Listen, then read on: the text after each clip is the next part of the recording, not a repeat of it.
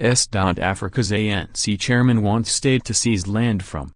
South Africa's government has been accused of earmarking 200 farms for seizure from their white owners, as the chair of the African National Congress said the state should take land from those who own more than 12,000 hectares.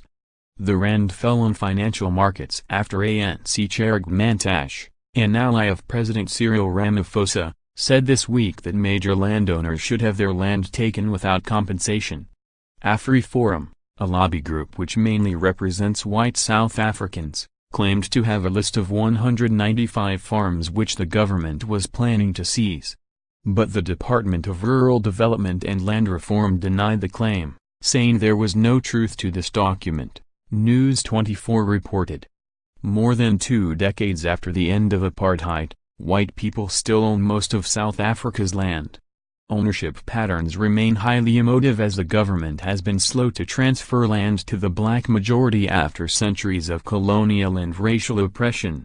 The ANC's plans to amend the constitution to redistribute land have been interpreted negatively by some investors, who see them as undermining property rights. The ruling party has sought to assuage those fears by saying that land reform will follow a parliamentary process. You shouldn't own more than 12,000 hectares of land, and therefore if you own more, it should be taken without compensation, ANC chairman Gwede Mantashe, who is also the country's mines minister, told News 24 in an interview published on Wednesday. It was not immediately clear whether Mantashe's comments represented official ANC policy. 4 key party officials did not answer their phones when called by Reuters for clarification.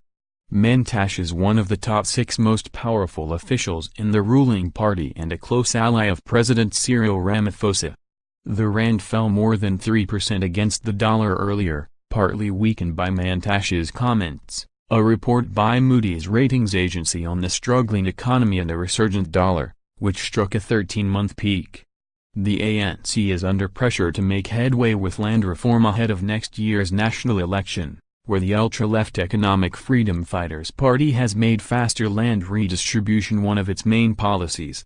The 12,000-hectare land ownership limit was mooted in 2016, by then Rural Development Minister Gwede Mantashe.